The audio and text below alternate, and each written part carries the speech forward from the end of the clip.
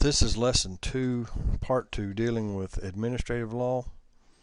And one of the things that is because of the size of government and the expertise of agencies, we create bureaucracies. Again, bureaucracy has a negative connotation, but the idea of a bureaucracy is to put like agencies together or like activities together, and in doing so you become more proficient with those activities and knowledge in that area, and this becomes very important.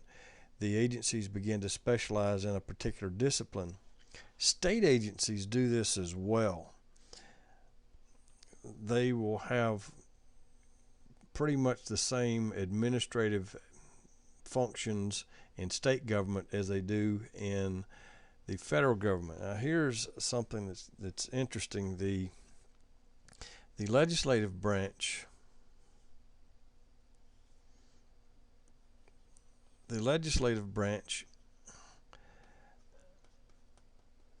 grants the authority, gives the authority to the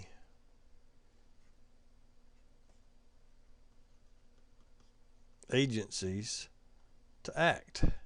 And if you remember back to lesson 1, we talked about how we had the foundation of the U.S. Constitution, and as an example, the federal government, we had the legislative branch enacting the laws, the executive branch enforcing the laws, and the judicial branch interpreting the laws. Well, in an administrative law function, the administrative agency has the authority to do all three. Now, here's how this works a little bit. First of all, the legislature gives up some of their authority by saying, okay, this agency within its jurisdiction can adopt regulations.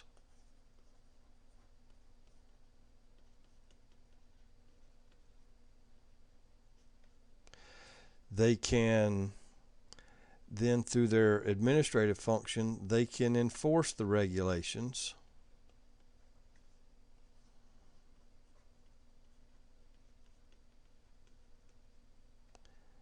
And finally, through the enforcement effort of that, through administrative law courts, they can interpret those regulations.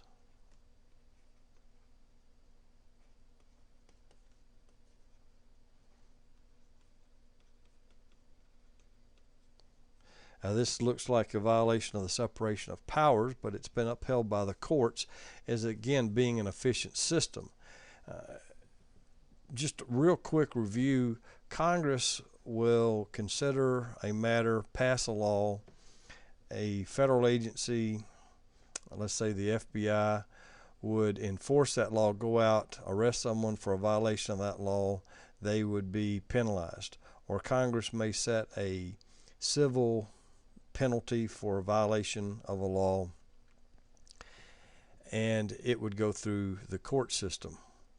Well, the administrative function, you're going to do that very quickly through an administrative function. The agency will review and promulgate regulations, then they will turn around and enforce it, and their administrative law judges will interpret this.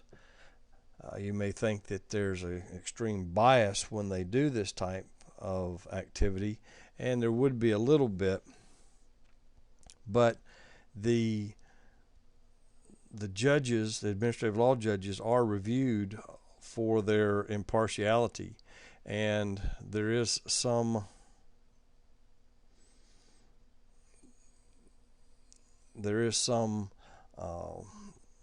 function there to assure that they are doing their job.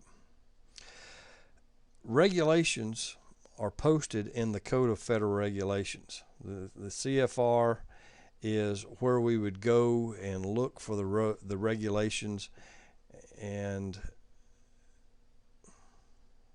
This is an example of what the Code of Federal Regulations would look like when you would go up and look at it. We're going to look at this in a minute, but this would be an example of what it is. This is Title 15.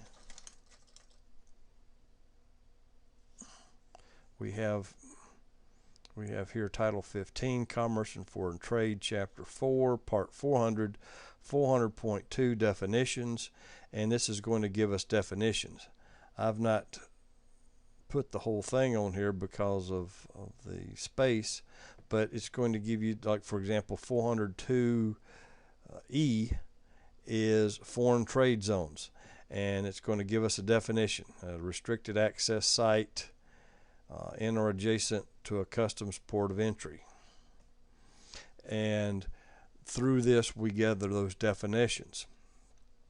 Let's look over here at how we would find that. This is a website, gpoaccess.gov, and you can just go in and Google Code of Federal Regulations and you would get this.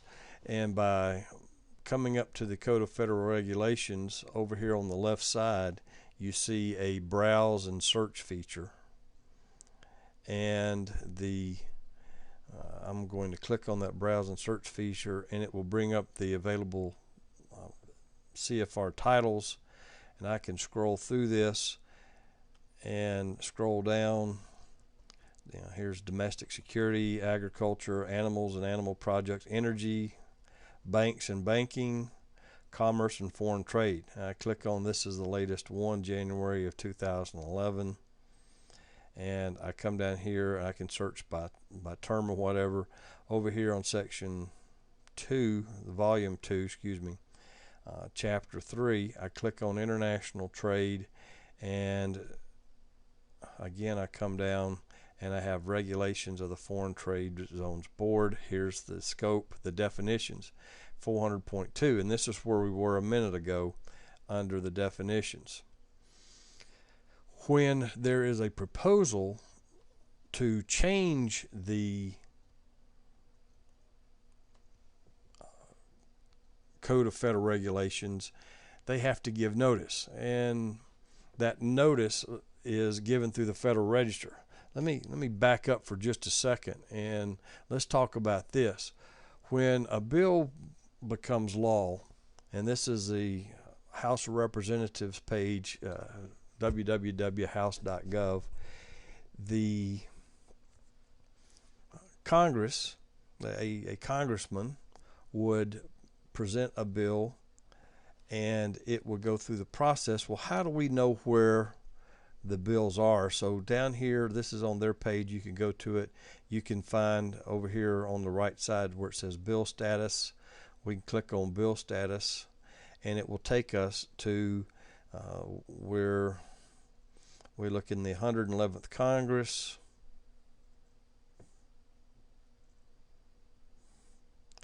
and we can go down and we can look for certain bills. If we know the bill number, then we can do it a little bit faster.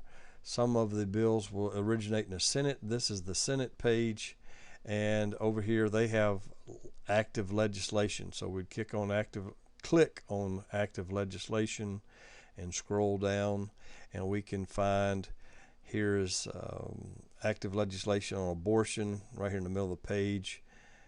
Senate Bill 877, so we click on that and it would take us to that bill, and we can look and see who's the sponsors and related bills and things of that nature. That's just kind of how we can stay in touch with that with a law, and if we disagree with that or if we want to support it, then we call our congressman, we call our senator. Same thing for a state system, we'd call our state representative. But in regulations, we don't have that congressman or senator to call necessarily. We can, but the way that we find out that a regulation is being proposed is by going to the Federal Register. And in the Federal Register, they will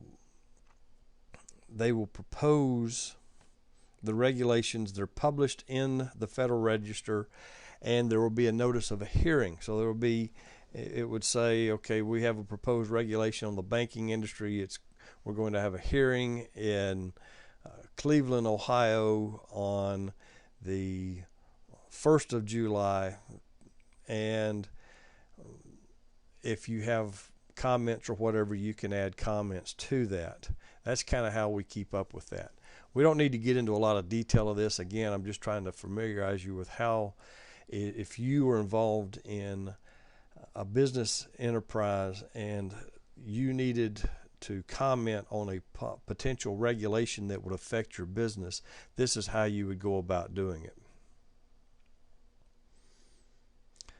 The federal law also requires not only that the proposed regulations be posted in the Federal Register, but they must also be posted in trade publications for that industry. So if you were in the mining industry and there was going to be either an EPA or a mining regulation that would affect your business, then the general trade industry publications would have a notice in that of a proposed hearing and request for comments.